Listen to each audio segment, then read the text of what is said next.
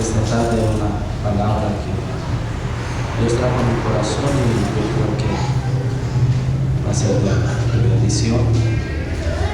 Y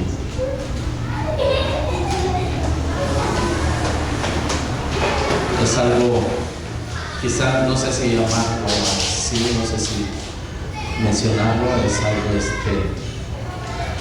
quizás preocupante no sería la palabra correcta, pero es algo novedoso tampoco, porque se ve de forma constante, pero sí quizás podría decir es algo alarmante, ya que hayamos pocos cristianos en la iglesia.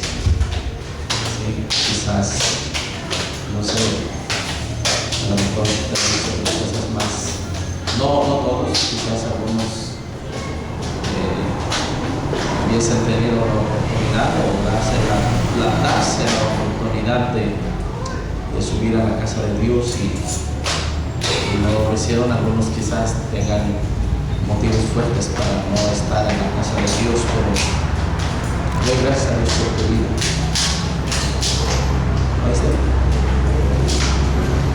Yo dije que doy gracias a Dios por tu vida, que tú estás aquí, que quizás con cansancio, quizás por esfuerzo, te diste en esta tarde la tarea de tomar este tiempo para venir a la casa de Dios y qué bueno que estás aquí y contigo voy a ver.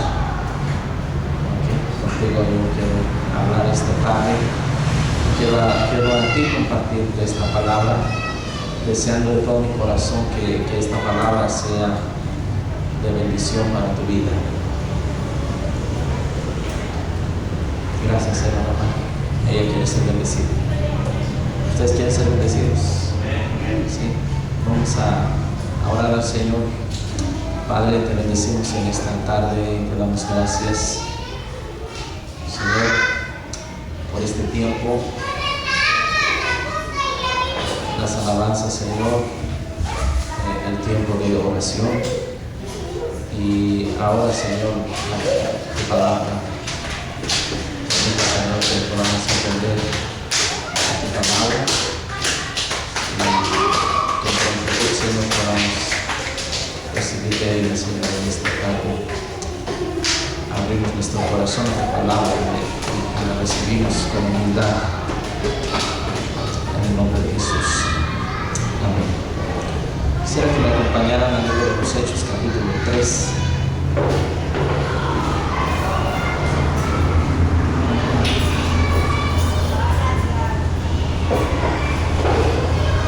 Hechos capítulo 3, verso 19.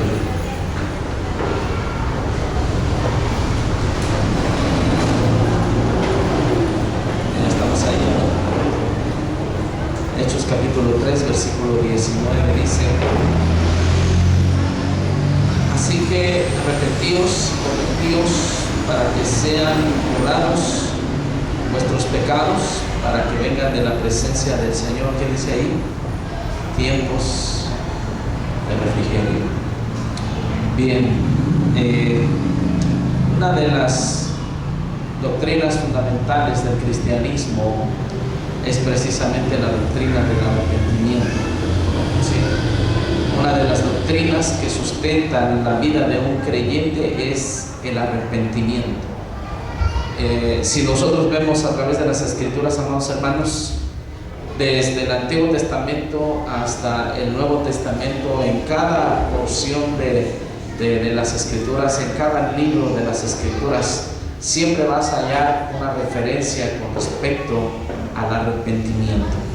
El arrepentimiento, amados hermanos, es una puerta de acceso para disfrutar las bendiciones de Dios. El arrepentimiento constante en la vida de un creyente, amados hermanos, le da acceso, ¿sí? Acceso a tomar con libertad las bendiciones que Dios tiene designadas para su vida. A través de los evangelios, una de los oficios ministeriales desempeñados antes de que Cristo fuese manifestado como el Cordero de Dios, como Jesucristo, es precisamente el ministerio de Juan el Bautista.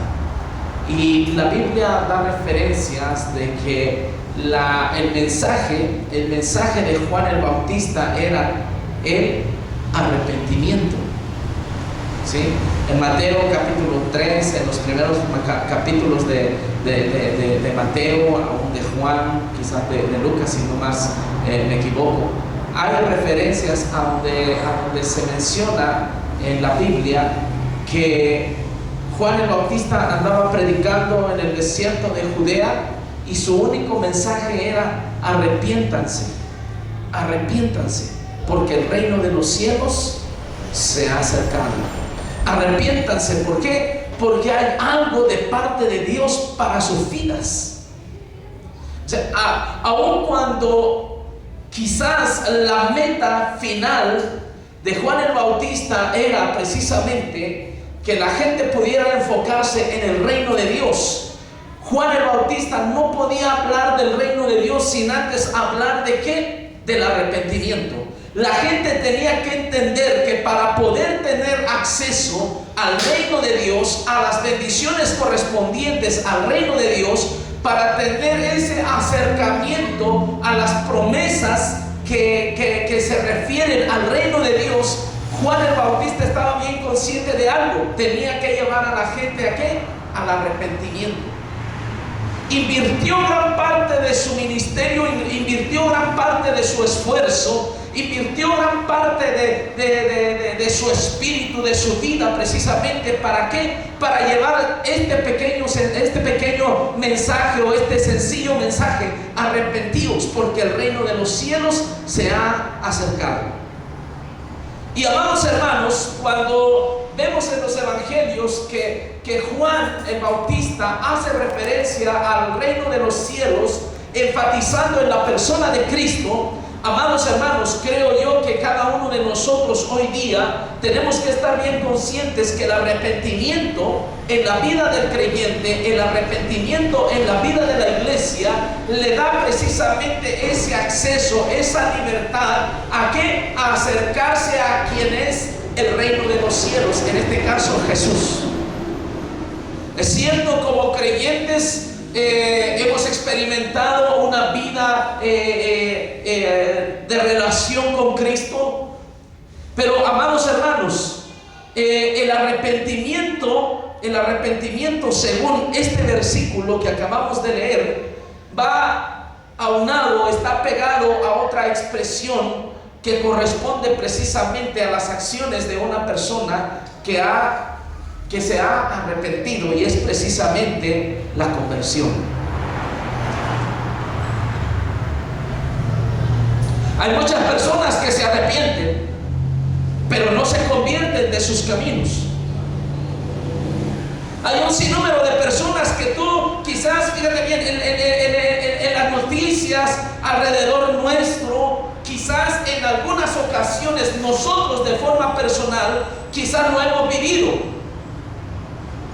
Quizás en alguna área débil de nuestra vida hemos experimentado el arrepentimiento, y ha habido quizás un arrepentimiento en nuestro corazón, un deseo, un impulso por dejar aquello que interfiere en mi relación con Dios.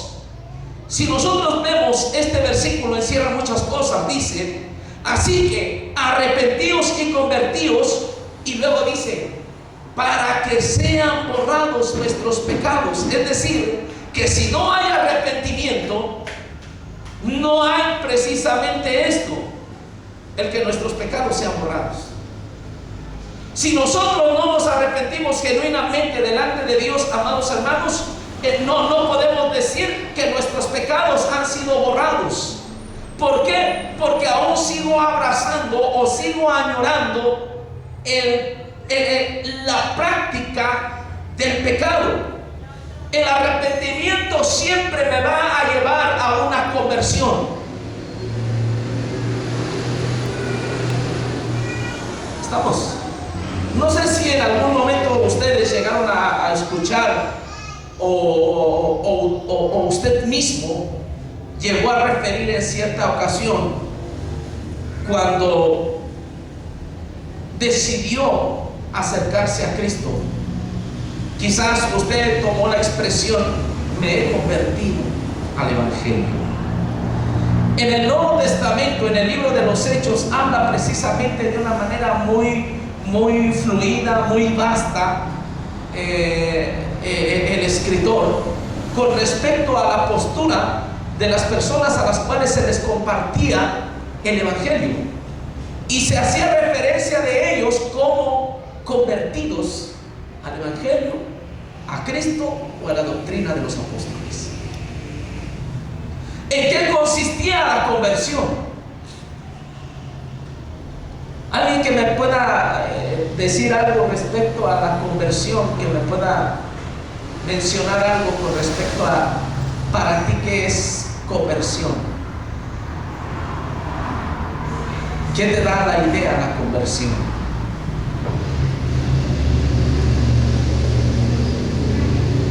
Un cambio de vida, un cambio de hábitos personales, un cambio de hábitos que hasta en cierta manera me impiden relacionarme con Dios. ¿Cuáles son estos hábitos que me impiden relacionarme con Dios? El pecado. ¿Sí? Te digo, las iglesias hoy día, yo creo que tienen que estar llenas de personas arrepentidas y convertidas. Porque muchos pueden estar arrepentidos de su forma de vivir, pero quizás no han caído en una convicción acerca de lo que implica la conversión, acerca de lo que implica una vida convertida. Una vida convertida, según Corintios, dice que es aquella que tiene en mente, en su corazón, las cosas viejas pasaron y aquí todas son hechas, ¿qué? Nuevas por el Señor. Esa es una conversión, un cambio, una transformación. Es algo similar, quizás pudiéramos mencionarlo así, o pudiéramos tomar esta referencia para darnos una idea con respecto al nivel de lo que es la conversión, la metamorfosis, el cambio de una oruga a una mariposa. Por mucho tiempo la oruga vive arrastrándose, vive en esas condiciones. Llega un momento determinado en que la oruga comienza a hacer su capullo, se guarda en el capullo, y después de un tiempo, ¿qué pasa? La oruga desapareció, cambió, tuvo una transformación, nada que ver con lo que ahora está surgiendo de aquel capullo. Ahora es un animalito vistoso, ahora es un animalito con alas, con diversos colores. Un cambio. Hay muchas iglesias, te digo, que quizás a este tiempo pudiéramos estar llenos de cristianos arrepentidos, pero el arrepentimiento tiene que ir tomado de la mano de la conversión. No basta solamente el yo arrepentirme, es necesario yo arrepentirme, confesar mi pecado, apartarme de él y seguir adelante. Esa es una conversión. El arrepentimiento es algo que se refiere al corazón, es algo que radica en el corazón, es algo que implica fe. Yo vengo a Dios para que mis pecados sean perdonados. Vengo arrepentido a Dios de mis acciones para que mis pecados entonces sean perdonados. Pero ¿qué es lo que sigue?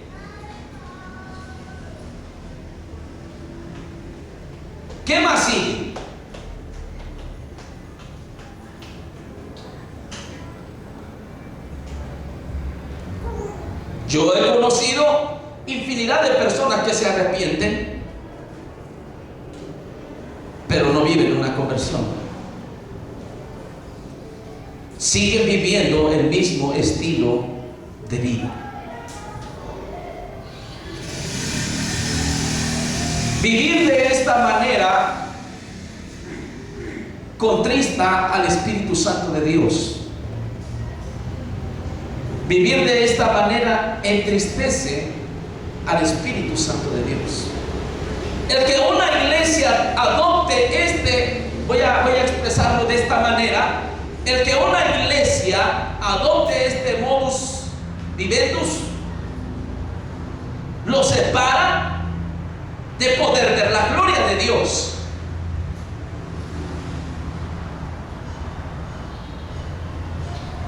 Una persona arrepentida, pero sin una genuina conversión en su corazón, escúchame bien lo que te voy a decir, de la presencia de Dios no pasa tiempos de refrigerio.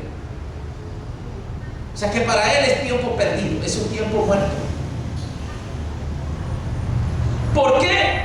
Porque su vida la está estableciendo en un asunto religioso y no meramente en un asunto de relación, de compromiso.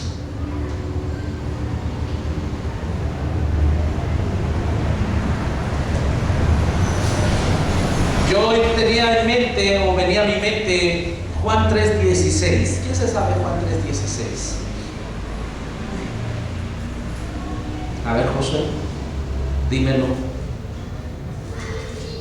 Que de tal manera Dios amó al mundo, que ha dado su Hijo unigénito para que todo el que cree no se pierda, mas tenga vida eterna. ¿Sí? ¿Y qué dice el 17?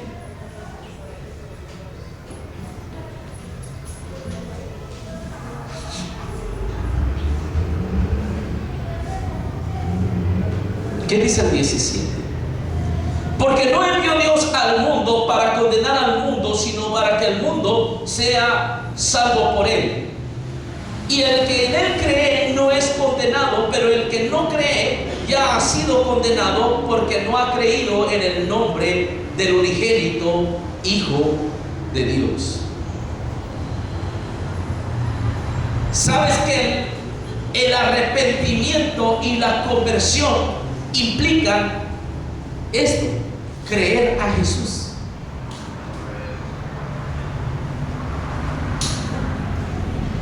Una persona que dice yo me he arrepentido de mis pecados es una persona que acredita a Jesús la obra redentora. Es una persona que conscientemente sabe que Jesús es quien perdonó sus pecados en la cruz del Calvario y que si él cree en aquel sacrificio, sus pecados son perdonados y le es otorgada la vida eterna. ¿Por qué? Porque simple y sencillamente activó su fe para creer en Jesús.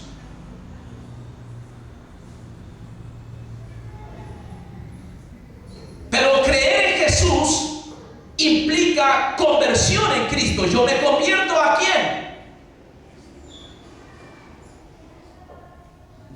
Fuerte, Richard. Yo me convierto a Cristo.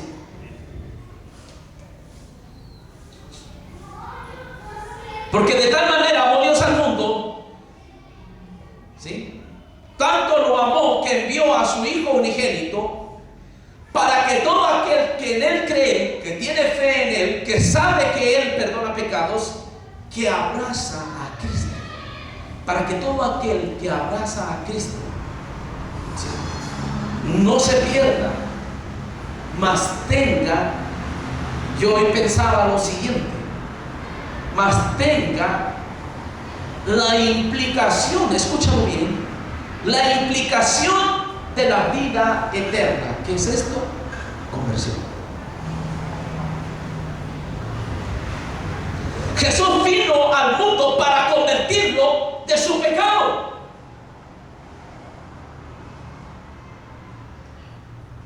¿Están conmigo? Jesús vino al mundo a traer conversión al mundo, del pecado a la vida. Pedro dice,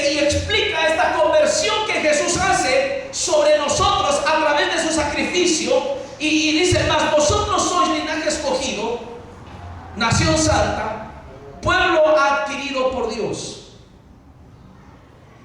¿Cuál es su propósito, su finalidad? Para anunciar las virtudes de aquel que nos llamó. ¿De dónde? ¿De dónde fue él? ¿De dónde Dios nos llamó? De las tinieblas. Dios nos llama ¿de dónde? De las tinieblas. El Evangelio de Juan, en el capítulo 1, dice que el pueblo asentado en tinieblas vio gran luz. Luz resplandeció en ellos. La luz de Cristo vino a alumbrar al hombre que vivía en su pecado. Nos sacó, nos convirtió de hombres que vivíamos en el pecado, de hombres que vivíamos en la oscuridad. Nos ha propiciado una conversión. ¿Cuál es esa conversión? De estar ahora en el reino ¿de qué? De la luz. Nos convirtió de las tinieblas y nos trajo, nos convirtió a su luz admirable. El arrepentimiento va unido, ¿sí?, a la conversión. La conversión es el fruto genuino del arrepentimiento en Cristo.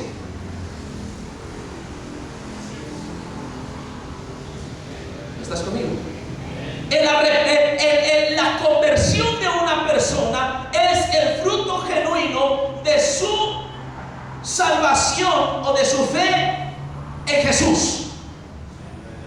Si una persona vive arrepentida, pero sin dar los frutos de conversión en su vida, esa persona posiblemente no esté lo suficientemente comprometida con Cristo. No es que Cristo haya fallado en él en la aplicación de la salvación sobre su vida. Simple y sencillamente que hay conversiones, yo lo menciono así, conversiones, ¿cómo va esta expresión? Convenencieras. Yo me convierto, o yo hago que estoy convertido a Cristo para sacar de ello cierto provecho.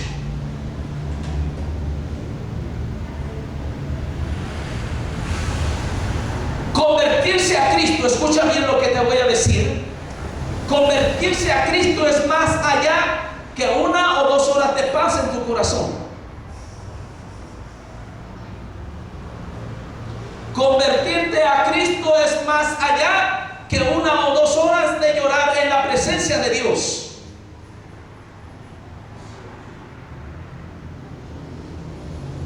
La conversión a Cristo va más allá que tu servicio a Él. La conversión genuina hacia Cristo, te lo vuelvo a mencionar, implica un cambio radical en la vida de esa persona. El arrepentimiento se tipifica como algo, como tomar sentido contrario hacia el lado donde tú vas caminando. Es decir, darle la espalda, en este caso, a una vida sin Cristo, a una vida que ha sucumbido en el pecado, que se deleita en el pecado. Una vida que se arrepiente es una vida que dice: no quiero más relación con el pecado. Si peco, me duele pecar. Me duele pecar. Me duele faltarle a Cristo. Me duele faltarle a su palabra.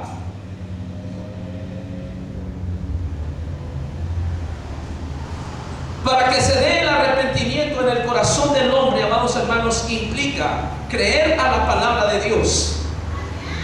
¿Estás conmigo? Para que el arrepentimiento, escúchalo bien, para que el arrepentimiento se dé de forma genuina en el corazón del hombre implica que el hombre se atreva a creer la palabra de Dios. Es la palabra de Dios la que nos revela el misterio de la salvación, el misterio de la vida eterna, el misterio del perdón de nuestros pecados. Y es, a fin de cuentas, la palabra de Dios la que me revela a Cristo. Una persona, escúchalo bien, una persona arrepentida con el carácter de la conversión muy presente en su vida, es una persona que se relaciona plenamente con Cristo y su palabra. Abraza de una forma comprometida a Cristo, así como a su palabra. Rápidamente te menciono el caso simple y sencillo. Vamos a mencionar otros. El caso simple y sencillo de Saulo. Saulo de Tarso era un hombre sádico, era un hombre violento, era un hombre que vivía y gustaba de matar a la gente, y en este caso a los creyentes, a los cristianos. ¿Estás conmigo? Saulo de Tarso fue un hombre que en su momento fue testigo de la muerte de uno de los primeros mártires de la iglesia, de Esteban. Él consintió que a este joven Esteban lo matara la multitud con piedras. La motivación de Saulo era, a través de cartas notariadas por el mismo gobierno, llevar autorización a donde quiera que él se parara, a cualquier provincia, a cualquier ciudad, y donde él pudiera detectar a un creyente, su misión era matarlo. Pero la Biblia dice que Saulo tiene precisamente un encuentro con Cristo.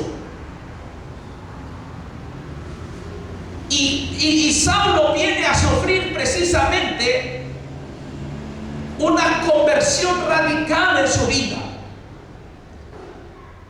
La vida de Pablo es un claro ejemplo para aquellas personas que en un momento determinado llegan a pensar que soltar su vida pasada es algo difícil de hacer. Saulo no estaba atado a las drogas. Saulo no estaba atado a un vicio, al alcohol, al tabaquismo. Saulo no estaba atado a cuestiones inmorales, porque era un hombre, contradictoriamente era un hombre íntegro en cuanto a la ley. Era un hombre religioso, pero con un enfoque equivocado en su vida. Hoy día muchas personas, muchos creyentes, aún muchos creyentes, tienen este concepto en su vida personal. Creen no poder dar el ancho, por así decirlo, disculpen la expresión, creen no poder dar el ancho en relación o en virtud a la vida cristiana. ¿Por qué? Porque su pasado dicta que eran fumadores. ¿Por qué? Porque su pasado dicta que eran adictos a cierta droga. ¿Por qué? Porque su pasado dicta que eran personas inmorales. Y toman esta idea y dicen, y es una mentira del diablo, y dicen, no, es que no, me cuesta tanto trabajo soltar aquel pasado que prefiero llevármela de esta forma, tranquila, así, poco a poco. El poco a poco es una persona arrepentida pero sin conversión.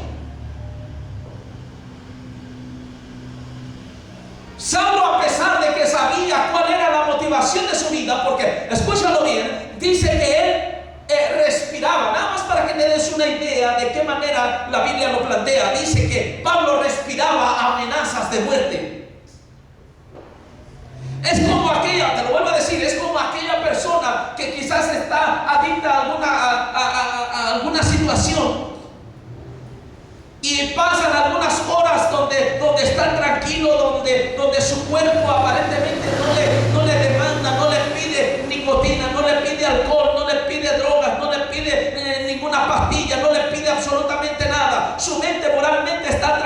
su mente no está pensando en asuntos inmorales, está tranquilo.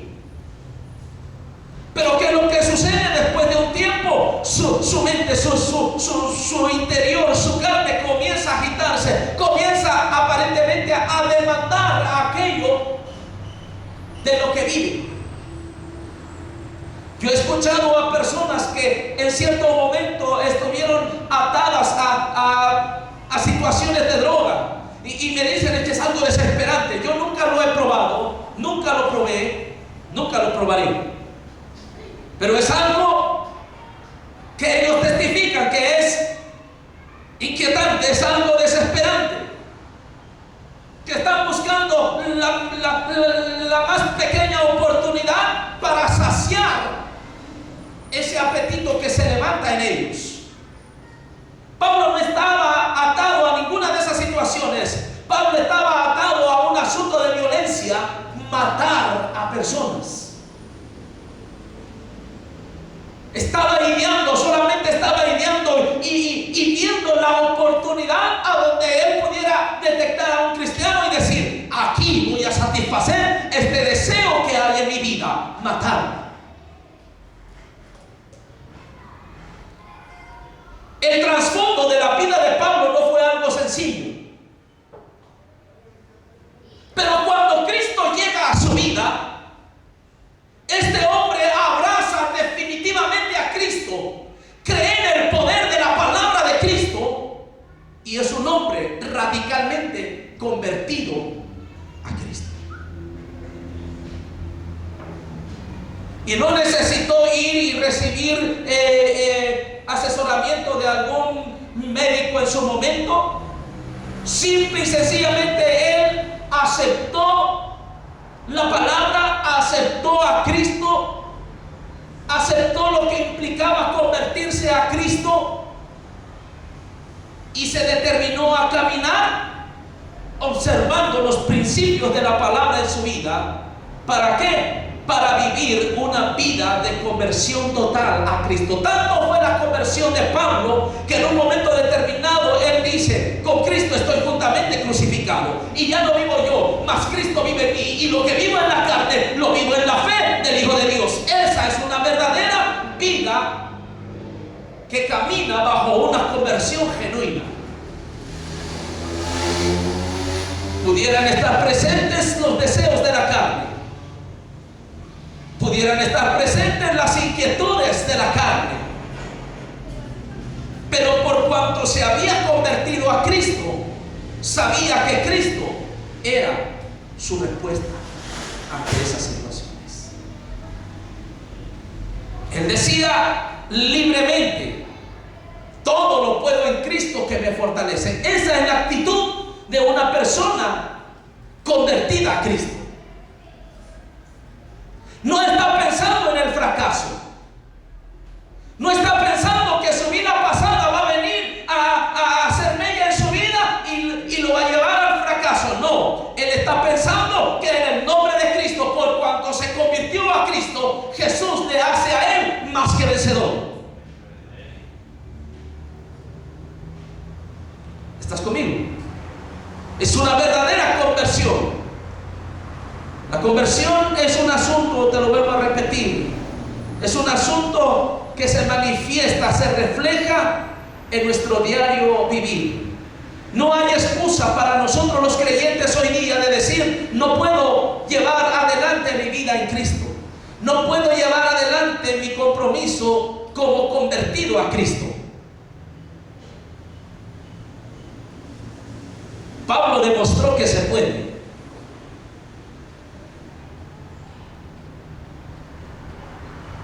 ¿Cuántos creen que ese mismo Jesús que abrazó Pablo y le ayudó en su conversión está de tu lado? Yo lo creo. Yo lo creo. Me sorprende, es cierto, las multitudes en el Nuevo Testamento, en la vida propia de la iglesia, las conversiones que había. Y esas conversiones, fíjate bien, se manifestaban de una manera tremenda. Gloriosas aquellas conversiones. Hombres que vivían practicando por tiempo y tiempo diversas artes de magia y diversas cosas en su vida. Llegaba el evangelio a ellos y lo soltaban. ¿Por qué? Porque habían creído en Jesús. ¿Por qué? Porque habían creído a la palabra de Cristo a través de los apóstoles. ¿Por qué? Porque se comprometieron a convertirse genuinamente a Cristo. Ellos no abrazaron ninguna religión. Ellos no estaban en las reuniones para sentir algo bonito.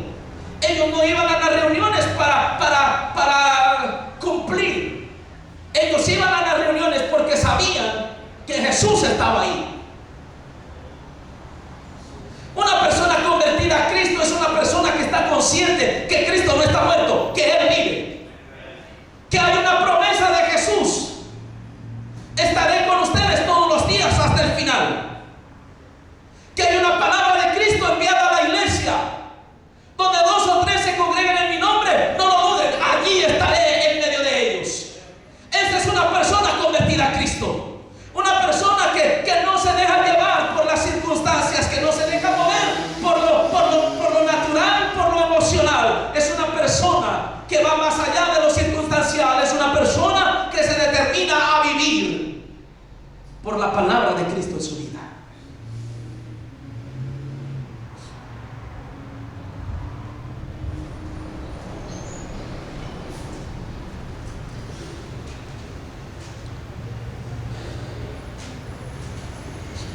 Hechos capítulo 8. Rápidamente. Voy a leerlo rápido, ¿ok? Todavía tenemos un buen tiempo. ¿Ya se cansaron? Sí me estoy dando a entender acerca de la importancia de lo que implica el arrepentirse y la conversión. ¿Sí estamos? Hechos capítulo 8, verso 4.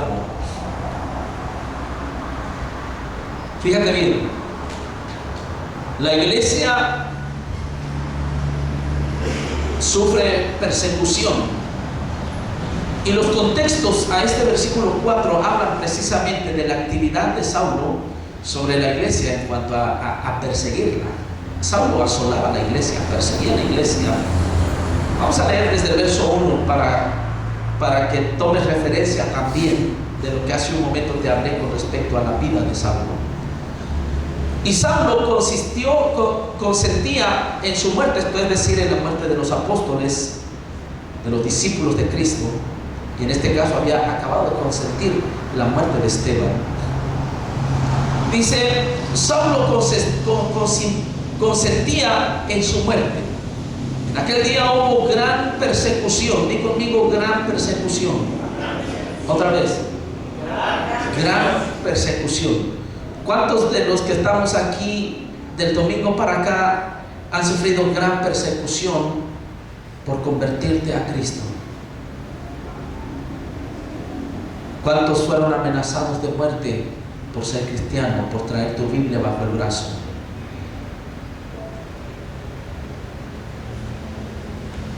Entonces, somos creyentes, pero la iglesia de hoy vive así muy distante de la vida de los primeros creyentes. Muy distante. Mas sin embargo dice, en aquel día hubo gran persecución contra la iglesia que estaba en Jerusalén, y todos fueron esparcidos por las tierras de Judea y de Samaria, salvo los apóstoles. Estamos en el verso 2. Y hombres piadosos llevaron a enterrar a Esteban e hicieron gran llanto sobre él. Verso 3. Y Saulo, del que te hablaba hace un momento, y Saulo asolaba a la iglesia, y entrando casa por casa, di conmigo, casa por casa, familia por familia, Ahí estaba Saúl. Arrastraba a los hombres y a las mujeres y los entregaba en la cárcel.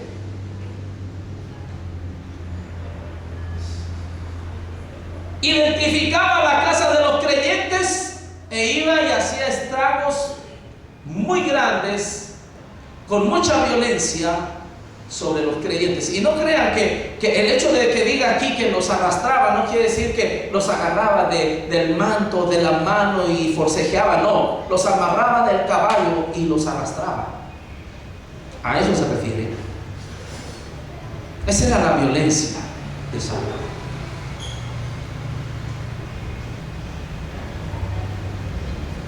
Hoy lo más que podemos hacer es arrastrar a nuestro hijo que no quiere subirse al carro y lo jalamos y ándale, súbase al carro.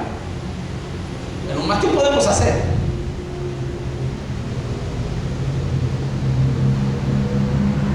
Pero nadie ha venido contra la iglesia hoy día,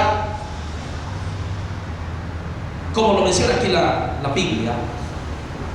Hay lugares como en China, hay lugares como en los países o estados comunistas, a donde en realidad la vida del creyente se convierte en una situación como esta. Creyentes tienen que leer su Biblia en cuevas. Creyentes tienen que llevar Biblias de contrabando para poderlas llevar a otro sitio. Pero gracias a Dios que vivimos en un país libre y soberano. Dan gracias a Dios por ello. Tenemos libertad de subir a la casa de Dios. Tenemos libertad de prenderle al carro y poner una alabanza cuando tú vas en la calle. Tenemos libertad de cada año concentrarnos en una de las avenidas principales de nuestra ciudad y proclamar el nombre de Cristo. Tenemos libertad de ir a un parque y presentar unas obras y compartir el Evangelio. Hay libertad de alabar el nombre de Cristo. Hemos abusado de la libertad cristiana. Solamente ha habido personas arrepentidas, pero es necesario que haya personas arrepentidas con un genuino o una genuina conversión a Cristo. Necesitamos, escúchalo bien, iglesia. Como iglesia, y te lo hablo como iglesia, no te lo estoy hablando como ministro, te lo hablo como parte de la iglesia, porque los ministros somos los primeros que tenemos que convertirnos a Cristo de una forma genuina y verdadera. La iglesia vivía esta situación, gran persecución, pero fíjate bien lo siguiente, verso 4 en adelante. Pero los que fueron esparcidos iban por todas partes llorando y lamentándose el ser cristianos. ¿Sí así dice? ¿Cómo dice Gaby o Richard? A ver, fuertemente acá. A lo mejor no alcanza, pero nada más para que escuche. Anunciando el Evangelio. Fueron presa de persecución, estaban siendo asolados, fueron despojados de su casa, fueron despojados de sus propiedades, fueron despojados de sus familiares, fueron testigos de que quizás parte de sus familiares hayan muerto en la persecución que sufrieron en Jerusalén. Salieron de su ciudad, se fueron, pero cuando iban en el camino, cuando encontraban al arriero, cuando encontraban a un pastor, cuando encontraban a alguien en el camino, lo primero que ellos decían es de que anunciaban el Evangelio. Hombres arrepentidos y con una genuina conversión en su vida. Una persona convertida con una genuina conversión, no se detiene ante las pruebas, no se detiene ante las luchas. Es una persona que de forma constante está predicando el Evangelio, sea donde se encuentre, de la manera o del método que él quiera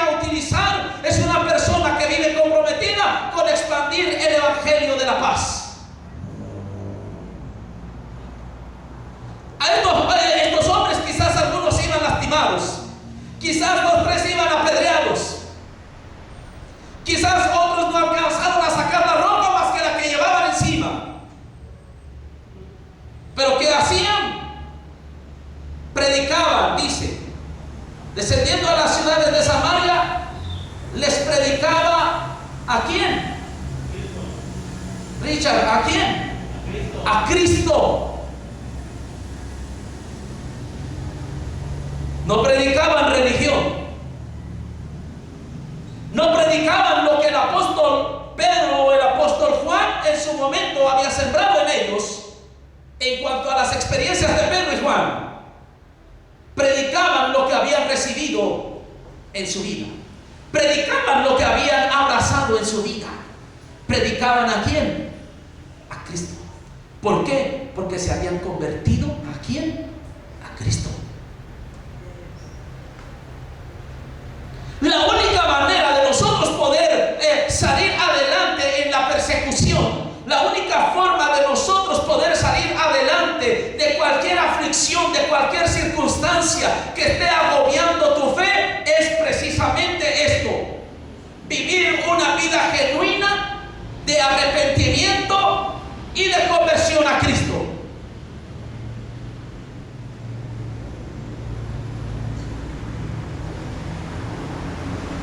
Si alguien no predica el Evangelio es porque no ha abrazado al Señor del Evangelio, que es Cristo.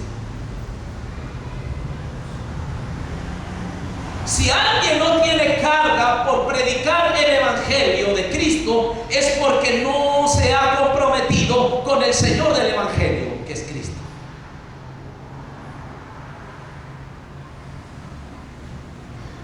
Una iglesia que no evangeliza, una iglesia que no comparte las buenas nuevas, es una iglesia donde posiblemente, escucha bien lo que te digo, es una iglesia donde posiblemente Cristo no esté presente. Porque si no está presente el compromiso del evangelismo, el compromiso de hablar y de anunciar las buenas nuevas, muy difícilmente puede estar el motivo de las buenas nuevas. Juan dijo: aquí os anuncio noticias buenas. Los ángeles anunciaban noticias buenas. ¿Y se referían a quién? A Cristo.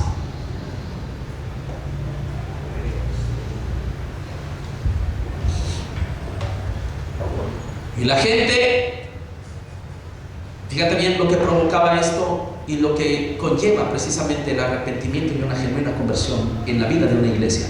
Di conmigo: en la vida de una iglesia. Lo siguiente: y la gente o el creyente o los cristianos,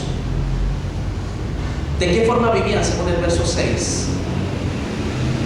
Y la gente, ¿qué dice? Dividida. Jesse, ¿cómo dice? Ven acá. Después levantarte.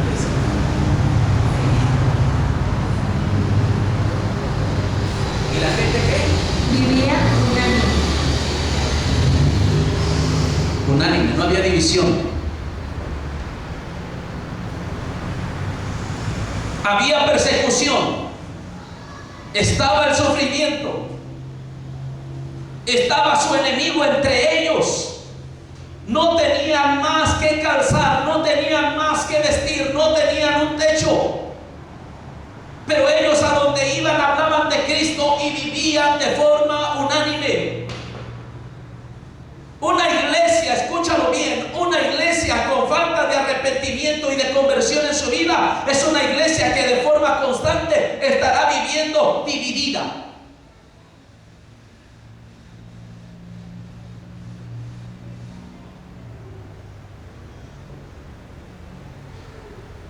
La Biblia dice que tenemos que compartir una misma fe, un mismo Señor, un mismo bautismo.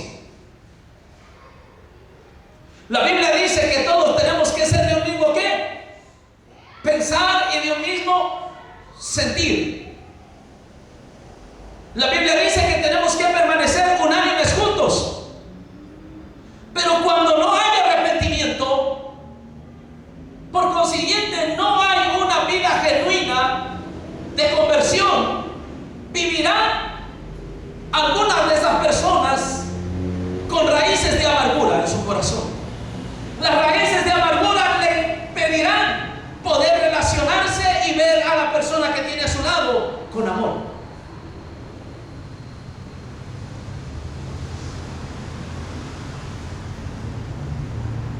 ¿Por qué no han ha desaparecido de su espíritu las raíces de amargura?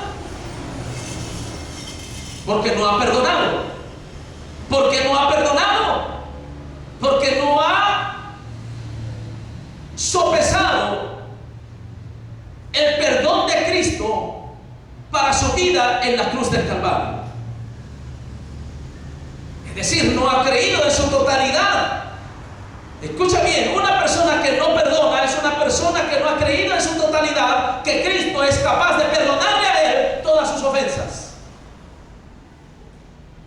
La persona que no sabe perdonar piensa de esa manera: Jesús no me ha perdonado todo lo que yo hice. ¿Cómo puedo yo perdonar a alguien que a mí me ofendió?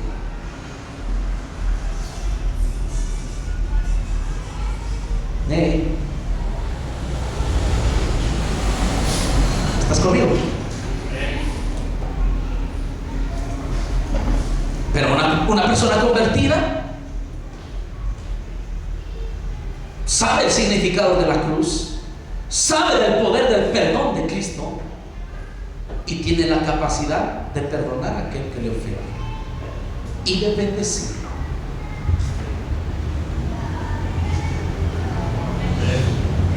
Las divisiones en la iglesia se provocan por raíces de amargura, por falta de perdón, por falta de tolerancia a la persona que tienes a tu lado.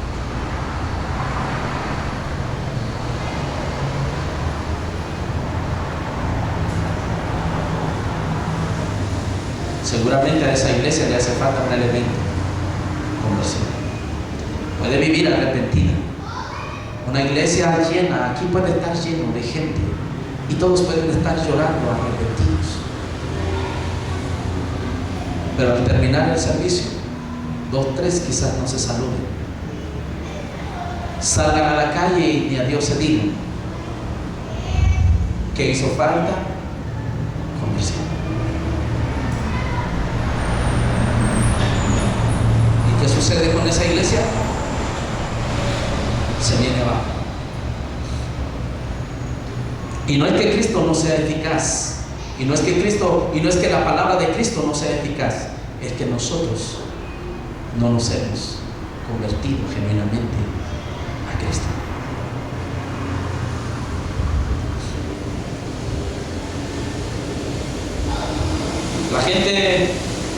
La gente unánime escuchaba atentamente las cosas que decía Felipe, oyendo y viendo las señales que hacían. Milagros seguían la vida de estas personas, porque de muchos que tenían espíritus inmundos salían estos dando grandes voces, y muchos paralíticos y cojos eran sanados. Fíjate bien, el poder de una vida, ¿sí? El poder de una vida que vive en arrepentimiento y vive bajo la convicción de la conversión. Las señales y milagros le siguen. Ora por los enfermos y se sanan. Esa debería de ser el estilo de vida de la iglesia de Cristo hoy día. ¿Cuántos creen eso? Yo creo eso. ¿Por qué no se da?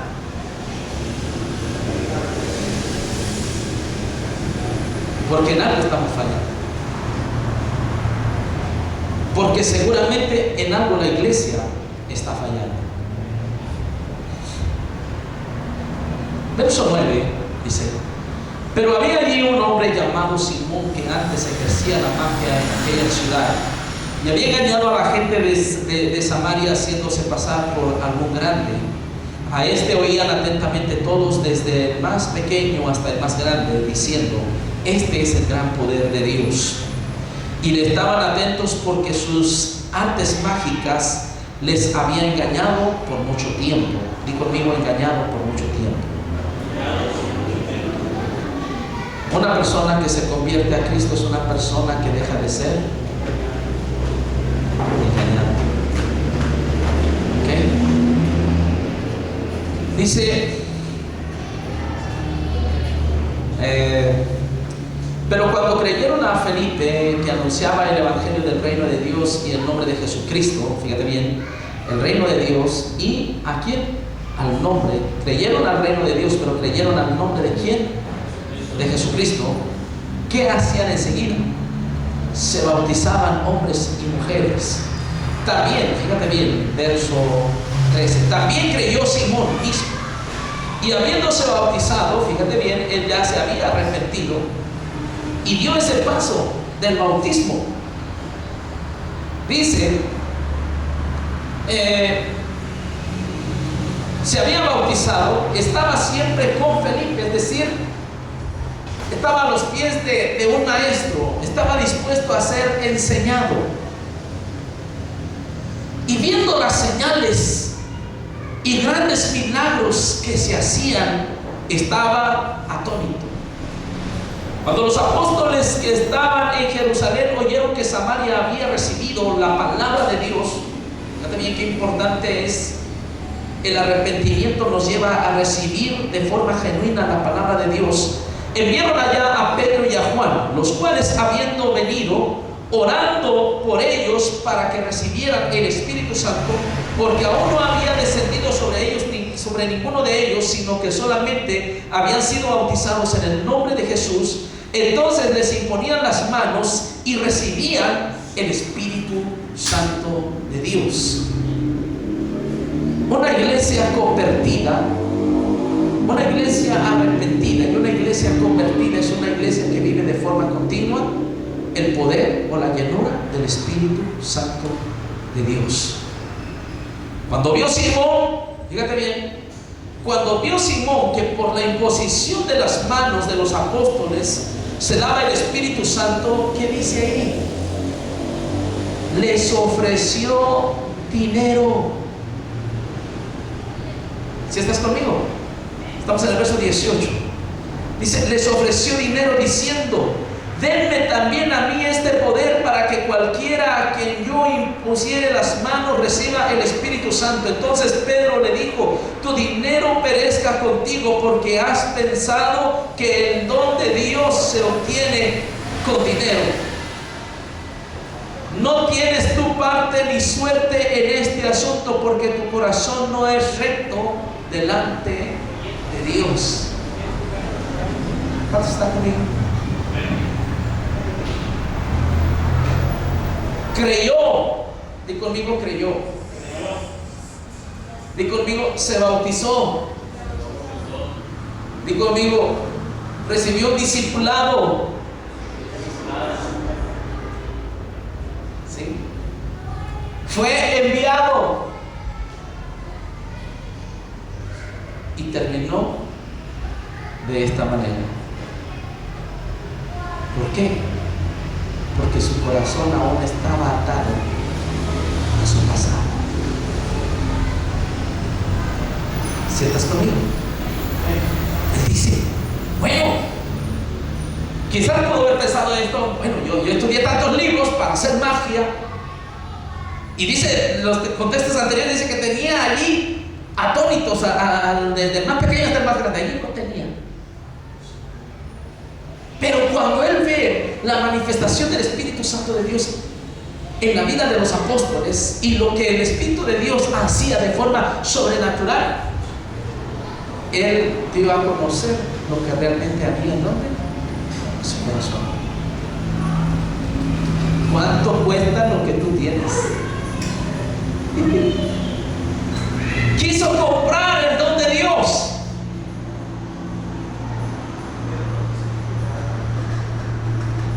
Quiso manipular, di conmigo, manipular al Espíritu Santo de Dios.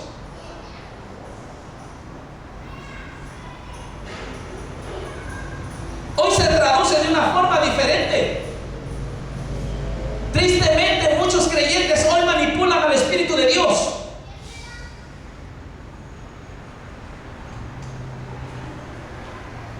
Cuando es el Espíritu de Dios enviado a nuestra vida que nos va a dirigir a toda verdad y a toda justicia, pero nosotros queremos gobernar sobre el Espíritu de Dios. La iglesia quiere gobernar sobre el Espíritu de Dios. Una iglesia en realidad arrepentida y que vive de esta manera una genuina conversión es una iglesia que es gobernada por el Espíritu Santo de Dios, dirigida por el Espíritu Santo de Dios, capaz de oír la voz de Dios, capaz de ser dirigida por el poder de lo alto.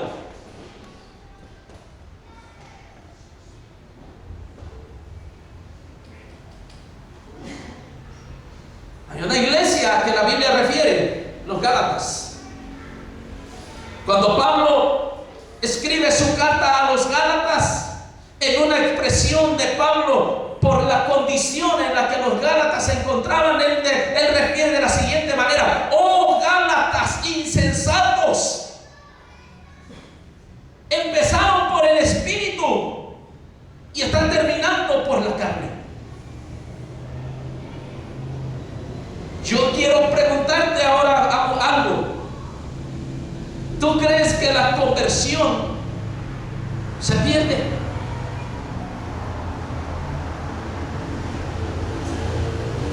Respóndame algo. ¿Sí o no? Se pierde, la conversión se pierde. Puede haber arrepentidos, cristianos arrepentidos, pero perdidos. ¿Por qué? Por falta de una genuina conversión.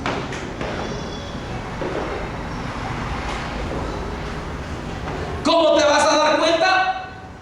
Él te podrá hablar bonito, él podrá usar palabras referentes a Cristo, aún a la palabra, te citará la palabra, pero su vida, ¿qué te dice a ti?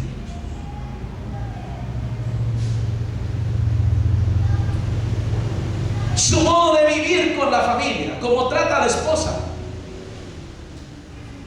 cómo trata a los hijos, cómo se relaciona con las personas cercanas a él. ¿Te habla de una conversión o te habla de un arrepentido? Y aquí no cabe el asunto de que el arrepentido o que del cielo está lleno, ¿qué? Dicen por ahí que el cielo está lleno de arrepentidos. Eso no cabe, pero no siempre arrepentimiento. El arrepentimiento conlleva más, va más allá. Amén.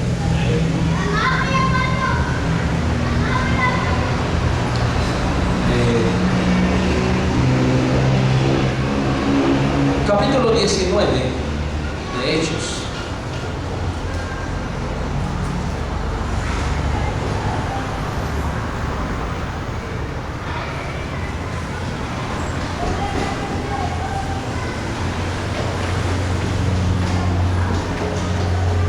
Te vuelvo a repetir, la conversión debe de ser genuina, ¿sí? Y no por conveniencia.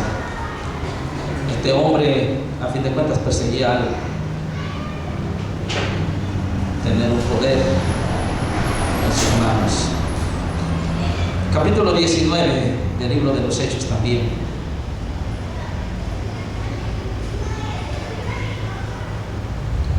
Vamos a leer desde el verso. Bueno, vamos a unos versos atrás.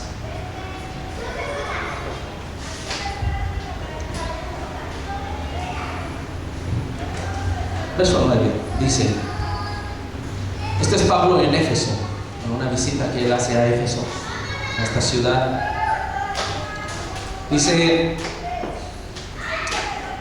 verso 8: y entrando Pablo en la sinagoga, habló con denuedo por espacio de 3 meses, discutiendo y persuadiendo acerca del reino de Dios, enseñando acerca del reino de Dios.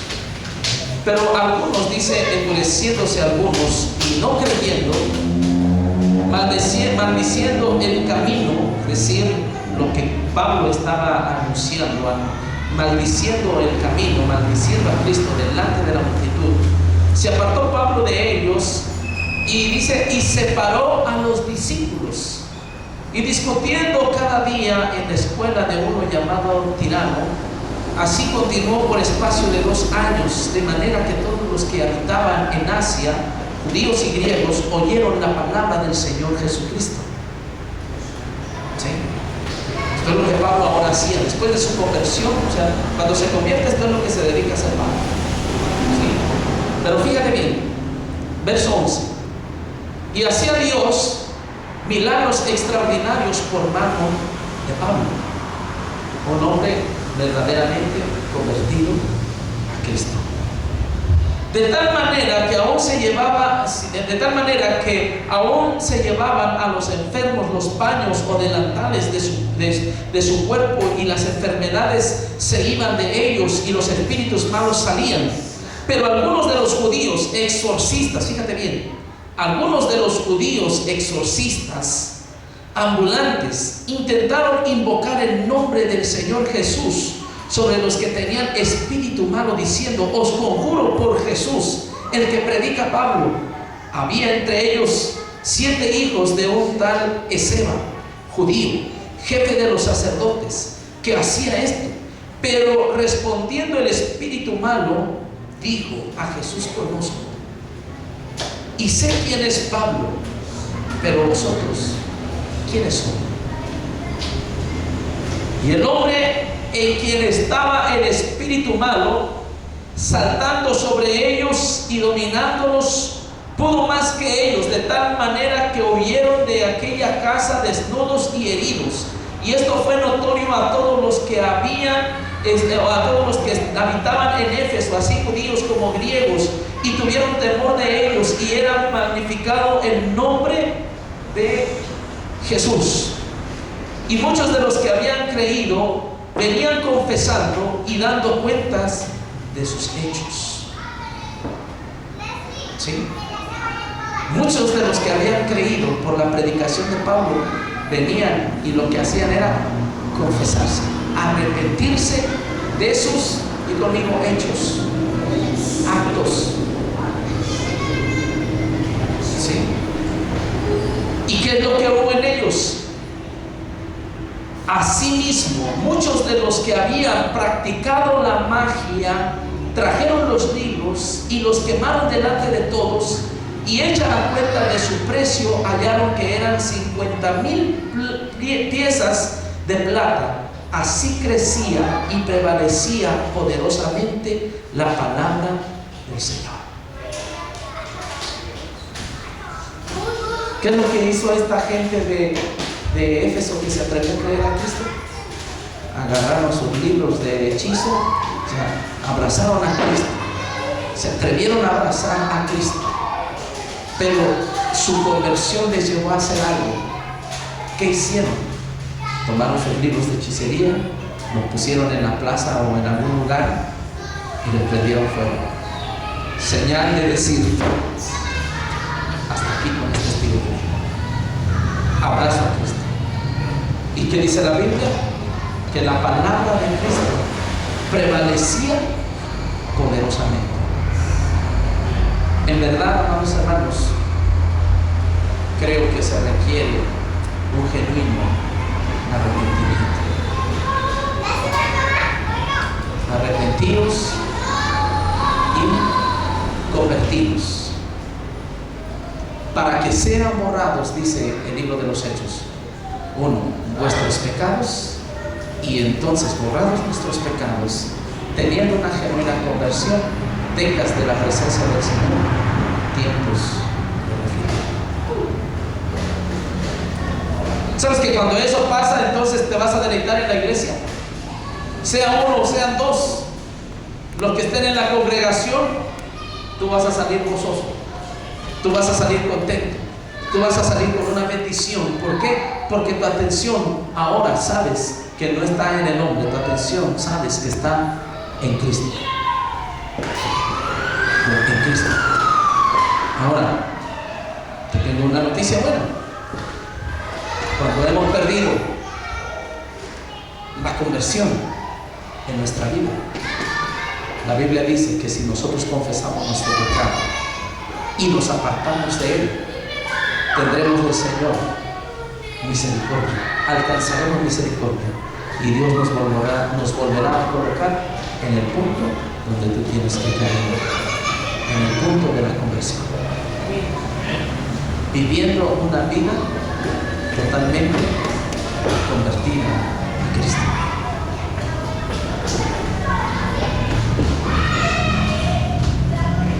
¿Cuántos arrepentidos hay aquí?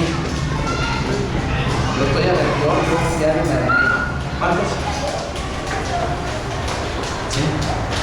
Ahora, ¿cuántos convertidos estamos aquí?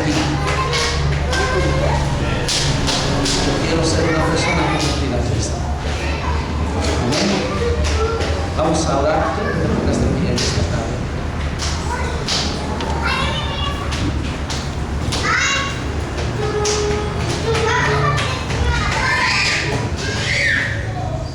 Jessy, ahorita que las niñas, las que vayan corriendo. O por él ahí, no sé. Padre, te bendecimos en esta tarde. Te damos gracias por tu palabra. Es bueno, es hermoso saber que a nosotros se nos ha sido revelado el plan de redención. Qué bueno es saber que formamos parte de ese plan redentor de Dios sobre nuestra vida, pues Jesús fue enviado al mundo para perdonar al mundo de sus pecados y para que el mundo sea salvo por él. Pero desde Juan el Bautista hasta el día de hoy hay un poderoso mensaje que sigue haciendo fuerza en tu palabra, el mensaje del arrepentimiento y la conversión. Como iglesia necesitamos ser una iglesia arrepentida y convertida a Cristo. Cuando vivimos de esta manera, entonces estaremos abrazando comprometidamente tu palabra, tu espíritu, una sana doctrina y un gran compromiso con servir a tu iglesia. Señor, permite que a este tiempo en nuestro corazón podamos considerar la gran necesidad de vivir arrepentidos y convertidos a ti.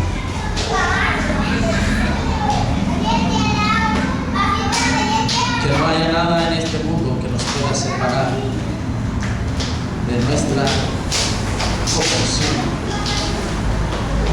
tu palabra de Cristo. Ayúdanos, Señor. Queremos ser hombres y mujeres comprometidos con el arrepentimiento y comprometidos con la